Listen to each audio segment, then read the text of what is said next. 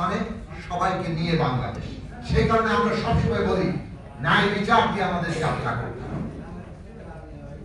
এবং সেই ন্যায় বিচার যেমন গত 15 বছরে যত গুম খুন হয়েছে, যত নির্বিচার হত্যাকাণ্ড হয়েছে জুলাই আগস্ট পর্যন্ত, যত লুটপাট হয়েছে, ক্ষমতার ব্যবহার হয়েছে, সেটার যেমন ন্যায় বিচার, তেমনি আমরা 1971 সাল থেকে 53 বছর বাংলাদেশ হতে যাই, সেটাও আমাদের খেয়াল রাখতে হবে।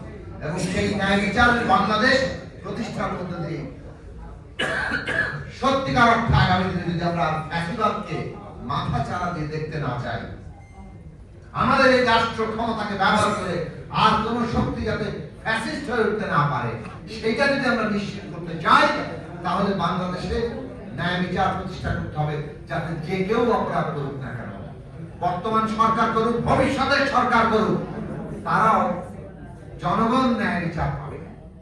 সেই রকম রাষ্ট্র ব্যবস্থা আমাদের তৈরি করা দরকার। সেই রাষ্ট্র ব্যবস্থা তৈরি করতে গেলে ক্ষমতার জবাবদিহিতা দরকার। নতুন রাজনৈতিক বন্দোবস্ত মানে কি?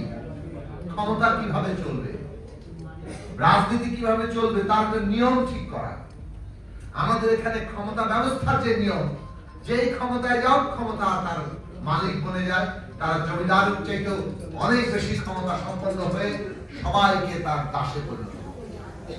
এইটাই তো বাংলাদেশের ইতিহাস আমরা দেখেছি। ক্ষমতার অপব্যবহারকারী 15 বছরে হয়েছে তা নয়, তার আগেও হয়েছে, সেটা স্বীকার করতে হবে।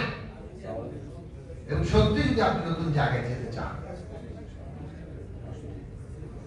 কাজে ইতিহাসের জায়গাটা হচ্ছে অভ্যুত্থান হয়েছে, আমাদের সন্তানরা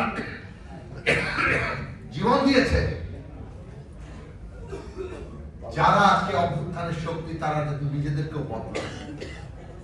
সুতরাং আমরা মনে করি ক্ষমতার যদি নতুন নিয়ম প্রতিষ্ঠা করতে হয়, রাজনীতির যদি নতুন নিয়ম প্রতিষ্ঠা করতে হয়, তাহলে ইতিমধ্যে প্রতিষ্ঠিত যে রাজনৈতিক দলগুলো, তারা নিজেদের কতটা বদলাবেন, সেটা বাংলাদেশের গুরুত্বপূর্ণ প্রশ্ন।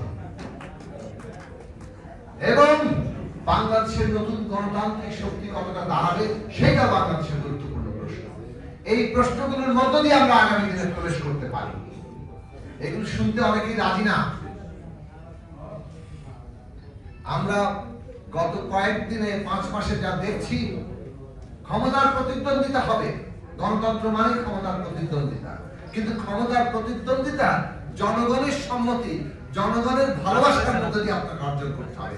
আপনি জনগণের উপরে নানান ক্ষমতা মানে শক্তি প্রয়োগের মধ্যে দিয়ে আগে ভাগেই সব দখল করে নিতে চাইছেন, সেইটা কোনো ক্ষমতার প্রতিযোগিতা না। আপনারা একই পথে হাঁটছেন এবং ওইটা লক্ষণ দেখাচ্ছে যে বাংলাদেশে ফ্যাসিবাদের বদলে গণতন্ত্রের পথে আমরা যাইতে পারবো কিনা, এই সন্দেহ দেখাচ্ছে। কাজেই রাজনৈতিক দলগুলো আজকে নেতৃত্ব যে অঙ্গীকার কিংবা যে পরিবর্তনের ডাক দিচ্ছেন, সেটা যাতে একেবারে সর্বনিম্ন স্তর পর্যন্ত কার্যকর হয়, তার জন্য প্রত্যেকটি মানুষকেই তার ভূমিকা পালন করতে হবে।